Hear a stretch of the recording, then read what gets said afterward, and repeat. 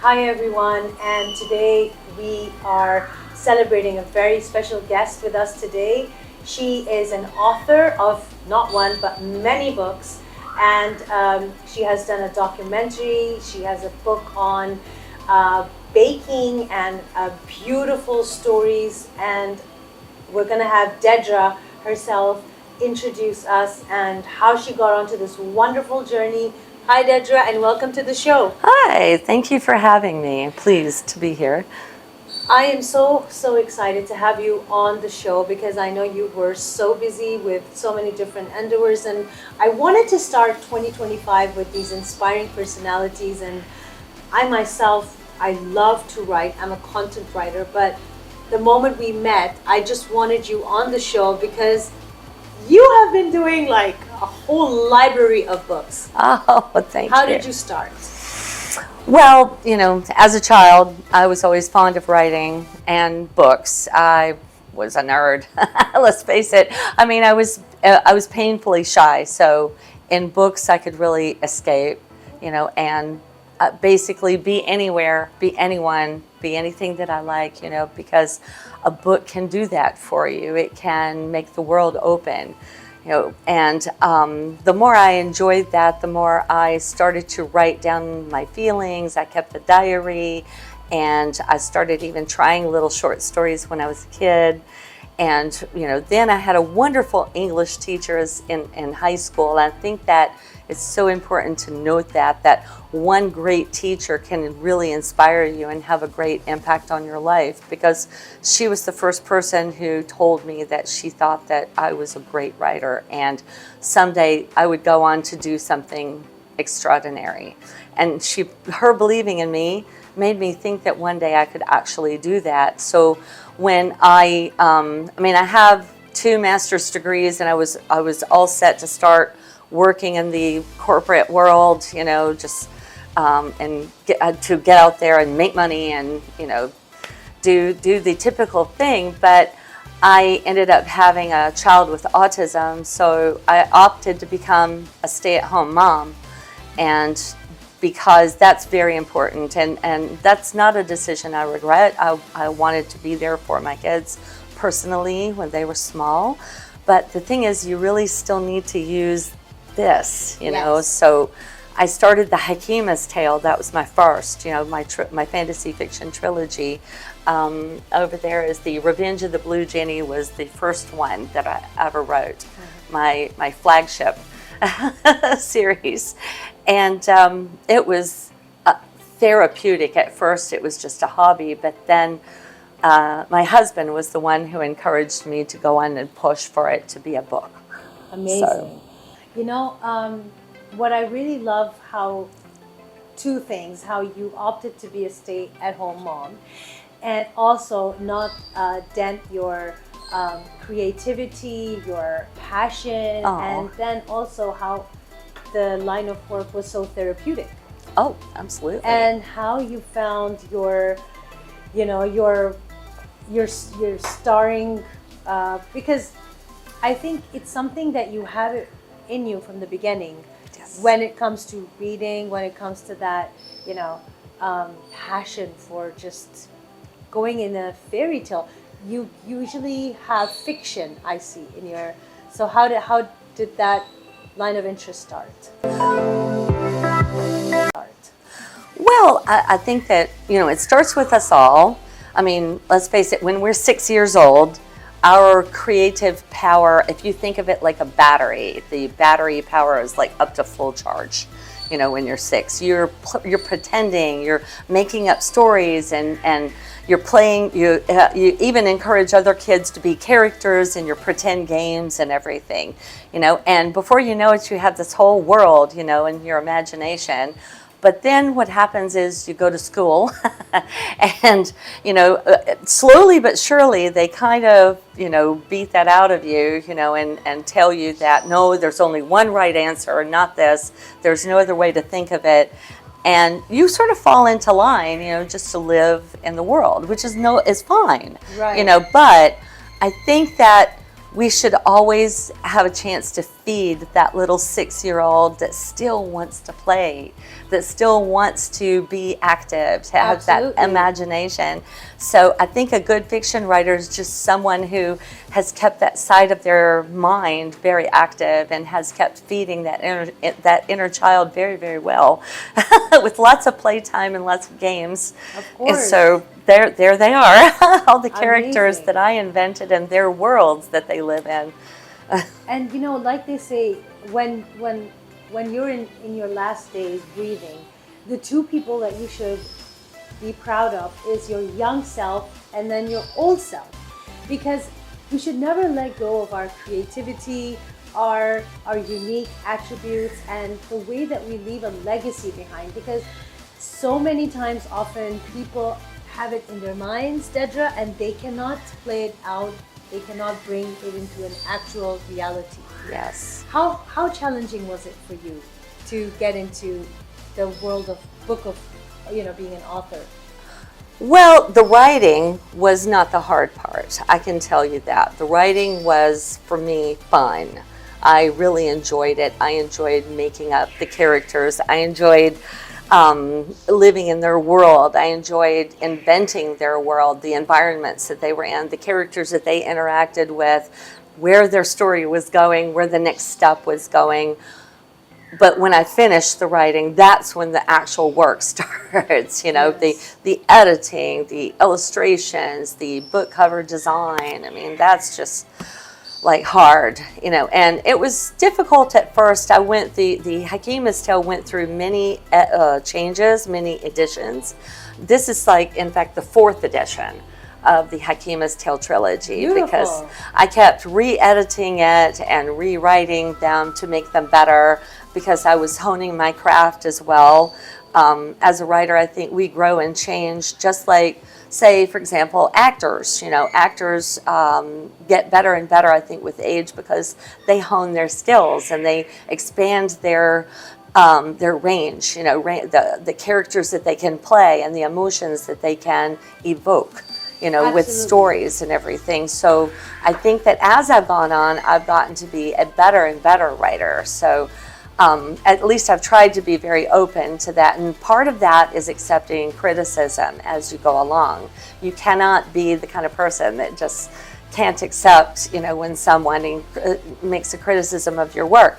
You take that as an opportunity to learn how to improve. So, and that's exactly what I did. Each one got better and better and better as Beautiful. I went on. Yeah. I love how you said that sometimes the criticism can make you go down, but you actually converted it into an opportunity and bringing new additions to the book. And that is so super, because, you know, it's moving towards excellence. Thank you. You know? Yes. And tell me about your other book that has been made into a documentary. That is so exciting. Oh, well, it wasn't a book that's been made into a documentary. The documentary was made, actually, I think you're referring to Lemonade. Yes. And that's the documentary I made about my son with autism. You can find it now on YouTube for free. It was screened in Novo Cinema here and Vox Cinema as well. Beautiful. And it, you know, had a wonderful run in the film festivals, different parts of the world. It was screened in Alabama and in Ireland, you know, and a couple of other cities in America and in France as well. So it had a very nice run. But once it came back to Dubai, it was in fact viewed by many members of the government in Dubai, and in fact all people who have anything to do with diagnosis and treatment of autism. That would be pediatricians, early intervention, speech therapists, physiotherapists, and teachers as well, special education teachers. Of course. And they met together to really, you know, crank out a golden standard of treatment and diagnosis for people with autism. And Lemonade helped inspire that. And wow. I have to tell you, that is one of my proudest accomplishments. I feel like I made the world a little better for my son and people like him, or at least the young ones that are coming along today and just being diagnosed with autism. Maybe their lives are just a little bit better off because of that, inshallah. Yes. So that makes me very happy. I'm so proud of you. And Thank you. I think that is why we are really to be sent and come for a purpose and utilize that experience or the learning that can be translated into a source of benefit. Imagine you had something to do with bringing about an innovation in the law in the UAE with this most important, element where for the better people can bring about a change into the system. I mean, that's what it's all about, right? I mean, when you can do something to make the world a little better than how you found it, I think for me that is the best feeling in the world. I mean, even when a little kid, I've been to many art bazaars and Comic Cons and, places that I've been selling my books. And I can't tell you how many times I've had some little kids walk up to the table because they love the Hakima's Tale. And one time a little girl walked up to me and she's like, I want to be an author just like you when I grow up. I'm like, oh, sweetie. Yeah. I mean, that just, your heart just sings, Absolutely. when you see something like that. And, that they're reading and they're really exploring, the beauty of the written word, and they're using their imaginations and they're writing. The writing workshops that I've done in schools in the UAE where the kids have gotten excited about writing their own stories and creating their own original characters. Yes. It's just been like, wow. I mean, you can just hear like the light bulbs going off, in their heads, and, the energy just thriving, off of them. And I love, love, love it. Yes. I think that if you can tap into that imagination of the children's minds because they're at their most explosive stage. I was in the child care practitioner in the UAE for 6 years for nurseries, and their minds are just absolutely like a sponge. Absolutely. That are seeking inspiration from these amazing practitioners like yourself. Thank you. And how much of a difference can we make to their lives by, like you said, opening up those light bulbs, you just Sure. need to open it up. Absolutely. And like you said, that girl walking up to you and just wanting to be like you, it is something so profound. So did you have an author or like someone in this field in your family? And then were you inspired, because I think you were before having like your first phase was in the US. So which Right. part of US did you draw any inspiration from your personal experience while writing these books? Yes. Actually, Desert Magnolia was loosely based on events from my own life, even though it is a fiction novel, and any resemblance to people, both living and deceased, is purely coincidental. But this book was, I did use a lot of my personal experiences as a springboard, for creating a very exciting courtroom murder mystery. So this, if you ever read, say, To Kill a Mockingbird, Yes. that would be very similar. Wow. Yes, absolutely. So where were you in the US and how did you come to UAE? Tell us a bit about that. Well, I actually grew up in Alabama, and yes, coming to UAE, that seems unlikely for someone from Alabama to end up in UAE, absolutely. But I was always very curious about other cultures and other religions. And being a political science major in university, I was very excited the first time I met students from other nations. I worked at the English Language Institute at the University of Alabama, and it was the best job in the world because they paid me to talk. So Couldn't ask for better. Oh my God, it was amazing. I felt, in a way, I should have been paying them instead of the other way around for all that I learned. But because our tables, we had a student from the Arab world, we had a Hispanic student and an Oriental student, so that they'd all have to speak with me in English. So that was just amazing. And my husband ended up being in one of my groups, so I met a lot of Arabic students, though, even not just him, but many Arabic students. And the first thing I wanted to know was, are all the rumors true about the Middle East? Because in America, we're fed a very different view, of Arabs and the Middle East. So the first thing I wanted to know was, what is it really like? Tell me the truth, because I know that's not real. That's just a political image that's been created. So, I mean, I was fascinated hearing about how they live, what their countries are like, and I started asking about Islam because I was always very curious, about religion. And I grew up in a Christian home, but I always had questions, a lot of questions about it. So, I mean, the more I learned and the more I studied, the religion, the more it made sense to me. So I converted. It didn't have anything to do with marrying my husband, but it was very nice that we started to become, interested in each other after the fact, so that, marrying someone from a Muslim background would be, wow. Yeah. So I came here for love, basically, long story short. Love got you to UAE. Exactly. And we're so proud to have Dedra with us. And thank you.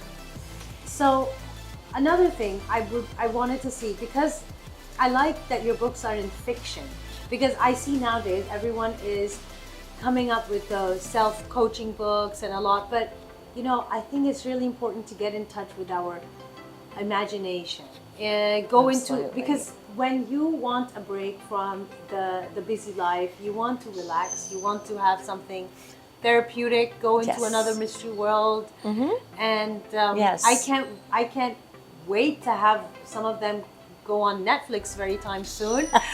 So how is it? Can you tell us, can you pick up one book and just give a little bit of a background to how did you come up with that character, that setting? Right. Okay. Well, I guess I could start with Desert Magnolia because, as we discussed it before, there was some incidents from my own life. I won't say which ones for privacy, but if you read the book, you might be able to. If you know me at all, you'll know which ones are real. But actually, this one was the hardest to write because of that. Because some of the characters might have been based on people from my family who have passed on. For example, my grandmother, I can say that one of the characters has been based on her.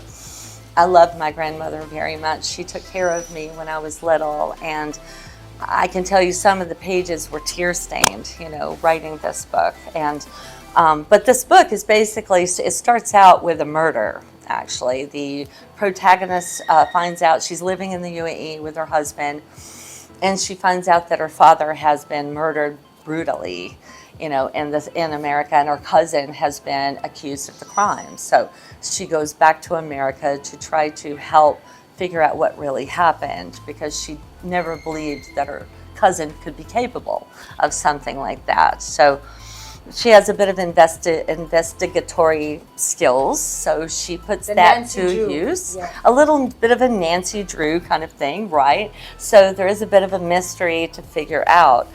But in doing so, she faces a lot of the demons from her past.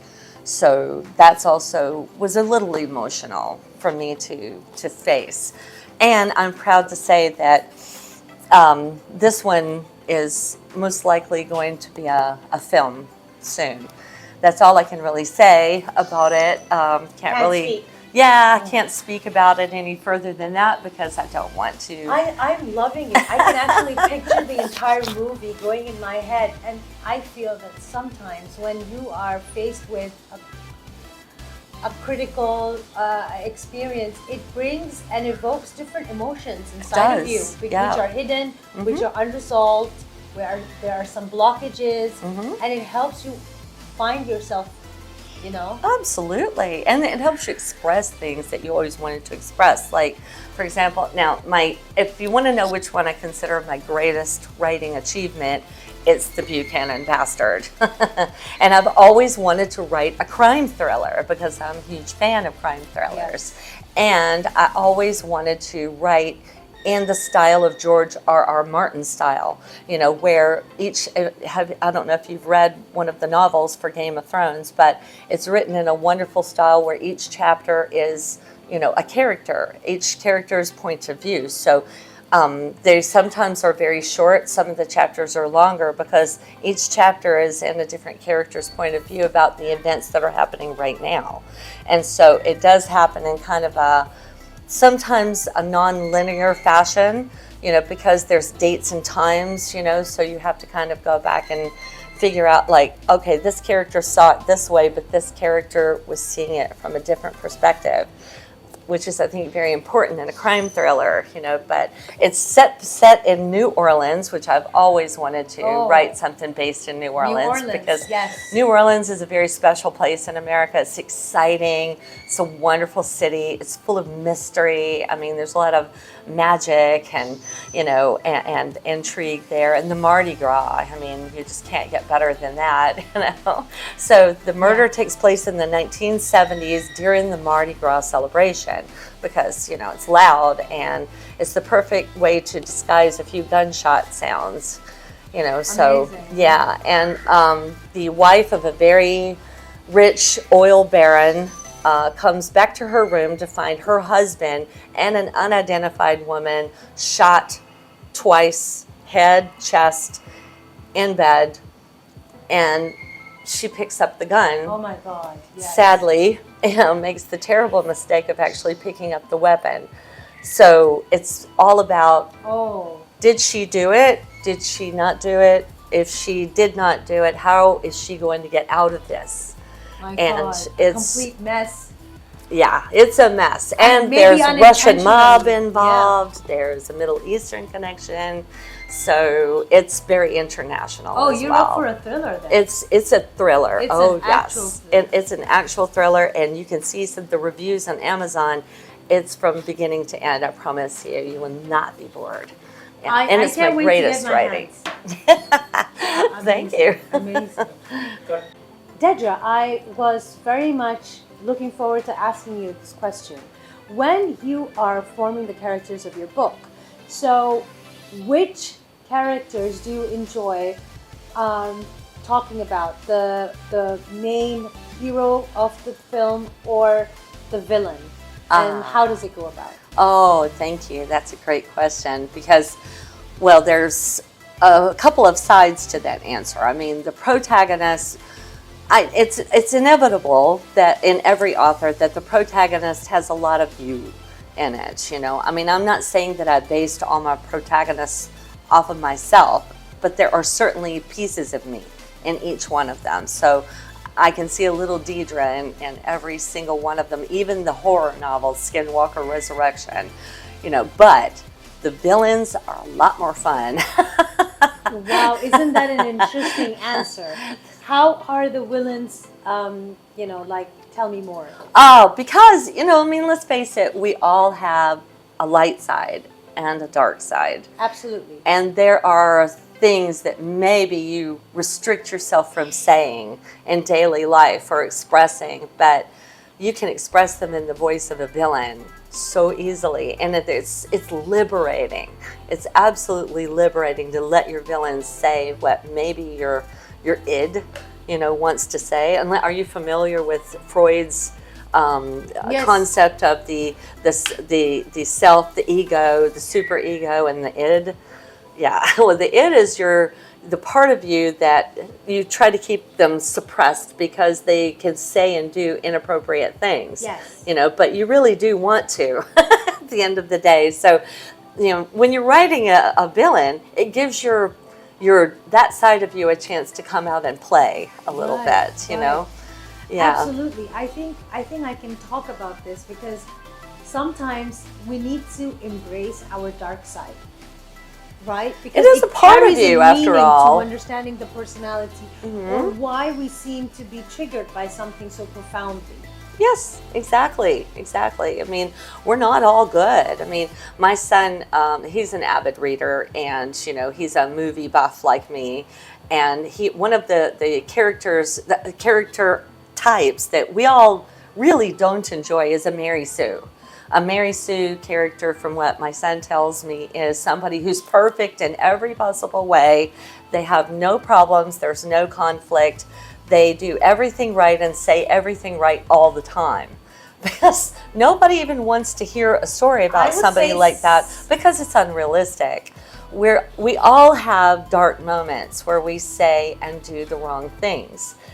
And that's a character that you can really relate to when you're reading a book or watching a movie, you know. So if you really want 3D characters, you have to give them all sides, you know. Yes. Make them multi-layered, you know. Absolutely. And I sometimes think that there's something wrong about a perfect personality. It can actually bring out I would a very suspect ugly them side, very much, yes. because it's inhuman. Yeah, Dedra, honestly. absolutely. I'm not saying it's impossible. Of course, we have such people, but it's like as if you are trying not to face some things and keep it all Miss Too Goody shoes. Exactly. You're keeping something bottled up, you know, and writing a villain into your story is a way to release that side. And often villains can turn into the most wonderful anti-heroes. I think that it's even a trend nowadays. I don't know if you're Like noticing. Wolf of Wall Street. Like Wolf of Wall Street, like Deadpool.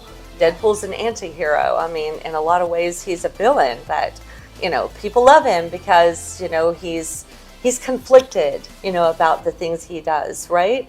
Who else is an anti-hero?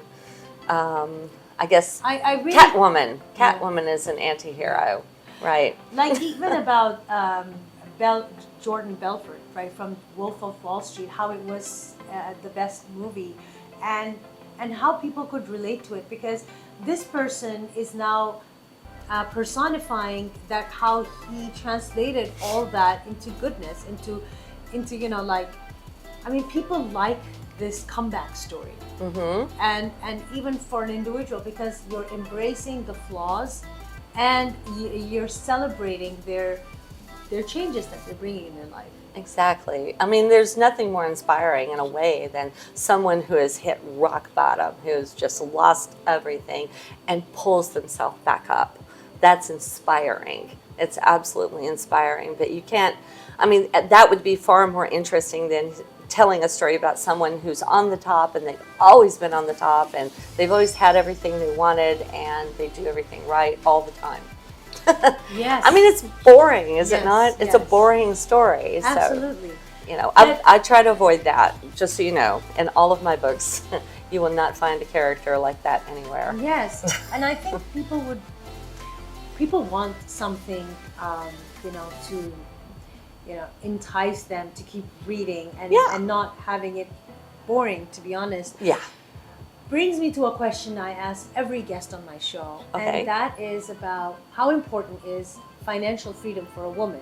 Because once it's like a cultural thing, I honestly don't know, but once a woman gets married and she goes into her comfort zone, and then the bitterness comes in because she's not pursuing her passions and she's giving away for her happiness for something else. So tell me, like, how important was it for you to be keeping a balance? Oh, incredibly important. Very, very important, because, I mean, God made me with a sharp mind. I mean, alhamdulillah, you know, I'm very happy that I can create things like this. I am a good writer. I am good at selling my own books. I mean, I have salesmanship experience from a long line of successful salesmen in my family. So I think that's bringing that tradition, you know, into the world as well. Although these days, we indie authors like us are facing our worst challenge ever, and that's AI content, you know, is taking the market by storm. So that's another topic. But yes, as you were saying about financial freedom, it's very important for a woman to have something of her own. Very important, because it gives you a sense of accomplishment that's very needed.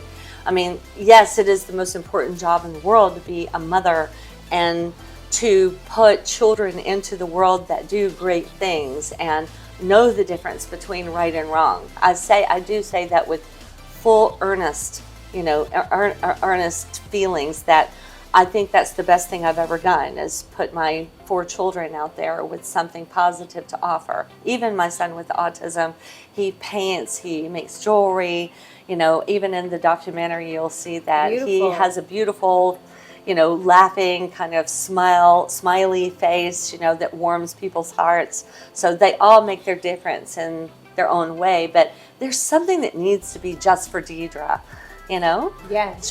that's just my accomplishment, even if it's not all about money, it's that sense of doing something Yes. that's yours, that has nothing to do with your marriage, has nothing to do with your kids, your friends, nothing, so this is what feeds Yes. that for me.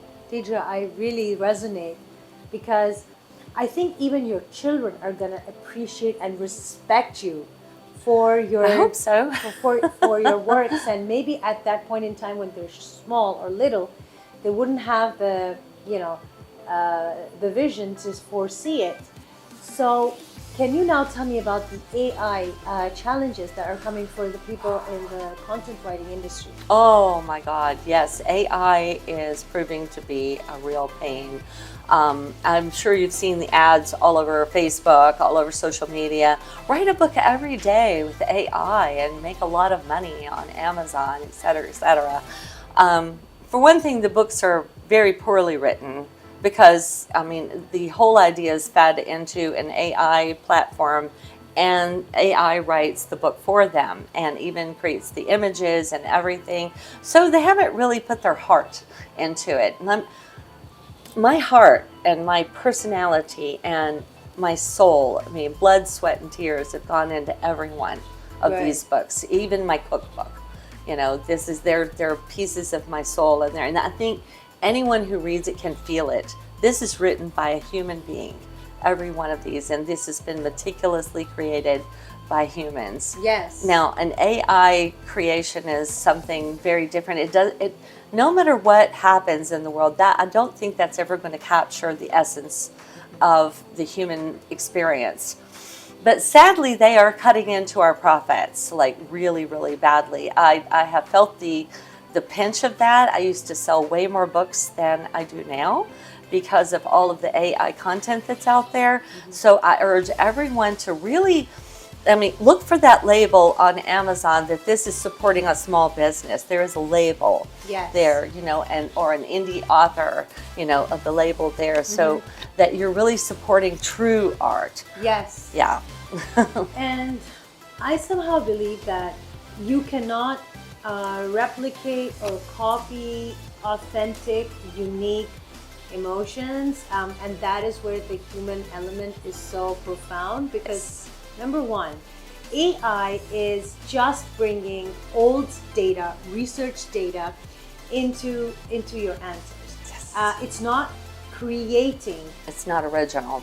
It's not original, Mm-mm. right? No. And second of all, I feel that we should always look at the bright side. Maybe we can take advantage of the AI in terms of aesthetics, in terms of animation, in terms of turning the characters or helping you. Like for instance, if you want your voice audio for a book, Yes. right? So it's going to help you put in those hours and hours of mundane work Absolutely. and will leave you to more time To create. Yeah. Absolutely. I agree with you. These are the appropriate ways, I believe, to use AI as something to assist our journey, Yes. not to take over the journey. It's a very dangerous ground to get into because if there's too much reliance on AI to do everything for you, let's face it, the mind is a muscle, is Yes. it not? It's a muscle. And if you know about fitness, I'm a little bit of a fitness fan because I go to the gym 3 times a week or more, and muscle building, if you do not use it, what happens? You lose it. It just disintegrates, if you do not ever lift anything, you don't run, you don't, use your legs, you become helpless. Right. The mind is the same thing. I'm sorry to say, but if we as human beings continue to rely solely on AI to create everything that we read, we watch, Right. It's going to create soft, Yes. very soft minds. It's gonna make us handicapped, Yes. Very. And Dedra, I want to,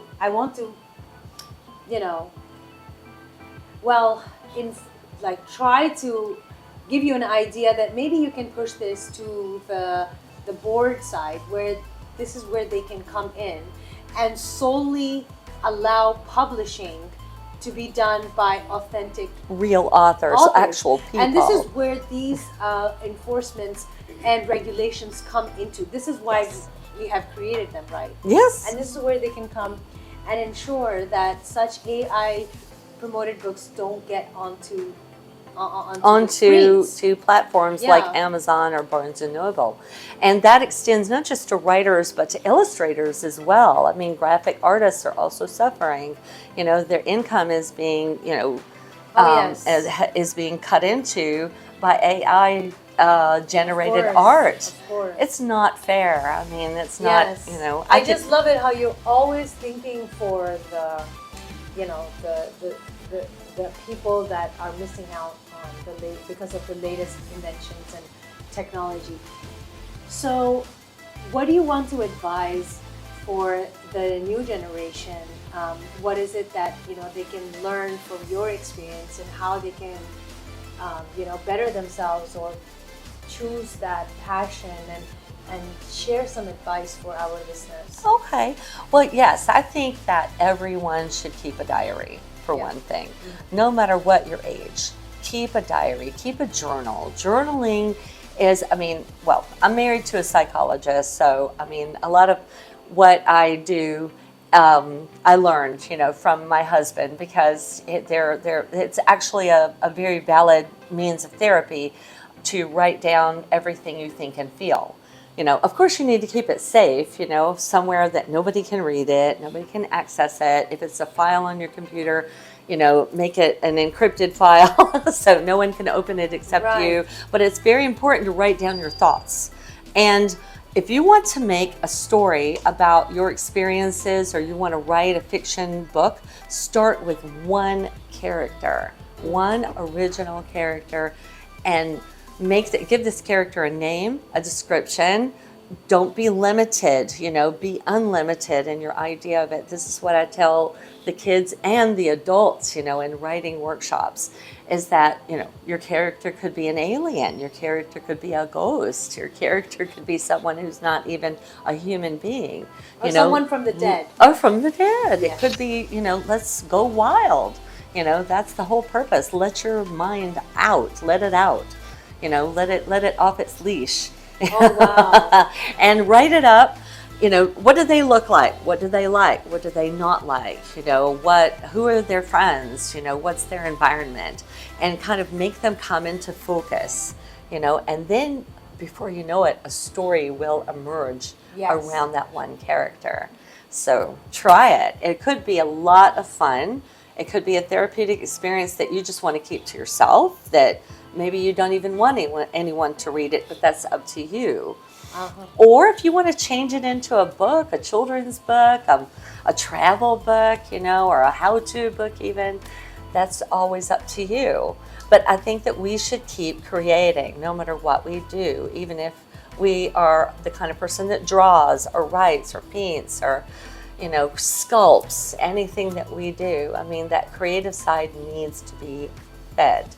Oh, yes. Unleash your creative side. Yes. And Dedra, I think that you are highlighting some seriously important, aspects that are required for every person in times of so much depression, frustration. You open up the news, and everything pulls you down.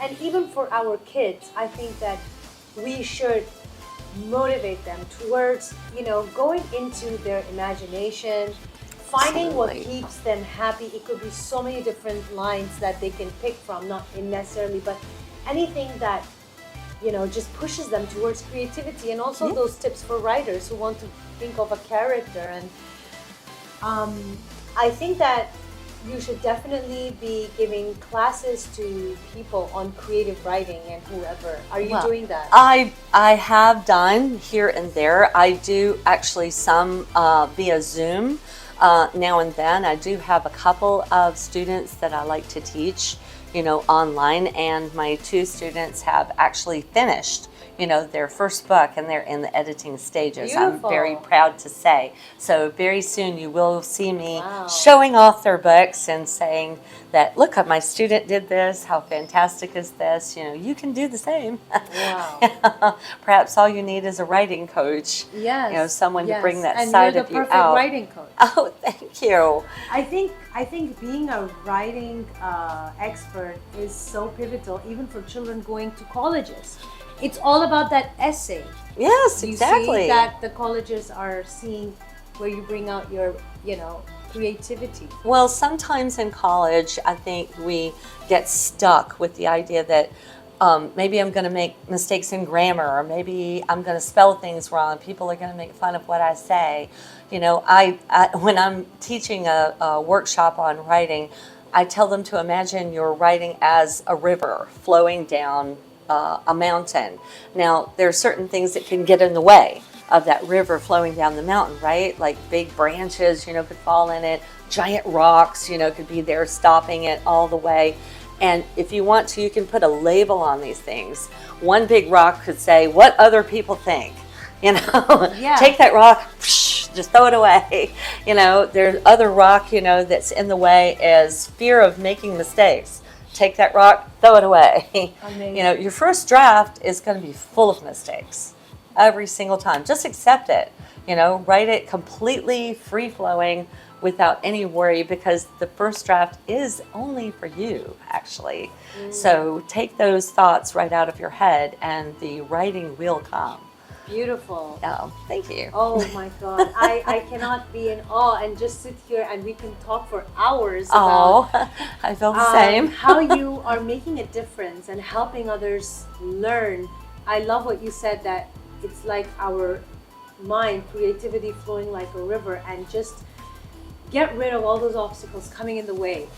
What is your final advice to the audience, and how can, I know I'm repeating myself, but please share some more.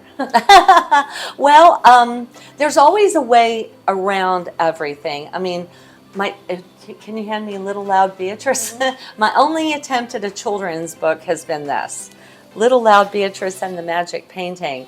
Now, Little Loud Beatrice, she moved to a village where there was a very mean duke who wanted the town to be quiet all the time. She came from a very noisy place where, people could sing and dance and be themselves, but she had to find another way to enjoy her creativity. So she started painting. She started painting these images of people as happy people, and not miserable. And guess what? People started lining up to buy Beatrice's paintings because they wanted to see themselves like that. So power of positive thinking, I think it's all about that. So I think if we all follow Beatrice's advice, Yes. we can all be happy, She turned that sadness that was prevailing in the society towards creativity. Absolutely. And And before you know it, the people started to see themselves as those happy images in the paintings, and their lives actually manifested as such. So it's just like The Secret, if you see this happening in your life, you can actually manifest it into a reality. Yes. So always think positive and see yourself achieving, whatever goal you want, because the only limit is your imagination and your willpower. So, why not you? That's all you have to think, If you think, why I can't do that, ask yourself, why not me? Why not? Yeah. Who's stopping you? That is something we should ask, why not? Exactly. And just to add that there were people in the COVID times who lost a lot of businesses, but remember, there was another half that became millionaires. Exactly. And even more. They found another way. They found a way around. There's always a way. Yeah. So how can people buy your books and get in touch with you for so many other things that you are offering of amazing value? Oh, thank you. Well, I'm on social media, so I'm on Instagram as Dedra Stevenson. Actually, I'm called Lady Dedra Stevenson. Well, it's Lady Dedra Stevenson. It's an honorary Scottish title that I have. Well, amazing. I'm so proud of Thank you. That's super. And so you can contact me on Instagram, and also I'm on Facebook. I do have an author's page on Facebook, or you can add me there. And I'm also on Twitter, which is now X, as at Hakima's Tale, the name of my first book. And my books are all available on Amazon. So, but if you don't want to go through Amazon to get them, you can always go into any bookstore here in the UAE, like Magrudy's or any of them really, and say, I would like to order, say, the Buchanan Bastard, and I'll pick it up at some point. They can do that because they are on international distribution. So they just have to find it in the Ingram Spark database, and they're capable of bringing it right through there to the store for you. Yeah. So you have to pre-order the book at Magrudy's if you can choose which book. Oh, and there's also a website. There's bluegeniemedia.com. You can also get in touch with me through that. So I'm going to put all those contacts and links in our captions where you can get in touch with Dedra's all new books, and I can see movies being made out of each of these because your imagination and there's a very important lesson, a moral lesson to every book. That is something Are you carrying put those in characters into another book, or are they all different? Well, in the Hakima's Tale, they're all the same. I mean, it's the continuing story of the heroine, Phoenix Khuram. She is the heroine of those books. But Ifrit is actually the first of a series called the Spooks series about young teenage monster hunters, throughout the world who get together on Zoom calls, and they teach each other how to vanquish the monster that they're currently after. And it starts with a young man in Egypt who is a telepath, and he can see the jinn world. Wow. And he is busy trying to help a couple of ladies who have a jinn problem. So I wish we had some of those to help with the wildfires. Oh, absolutely. And call in the Spooks team. Yeah. Yes. I'm just loving all the themes of your book. Dedra, thank you so much. You're most so much. welcome. And I think I'm Thank going to you. love having you at our second episode, which I plan on doing in mid for the Authors Club. So I'm there. Stay tuned, guys. And thank you, Dedra, again for coming here. And it was a true honor. And we are so happy in Dubai to have a special person. Please reach out to her for brushing up your writing skills or help or any other query. She is giving sessions, and you'll be having all her links below. Have a great day, and thank you so much. Thank you. Bye.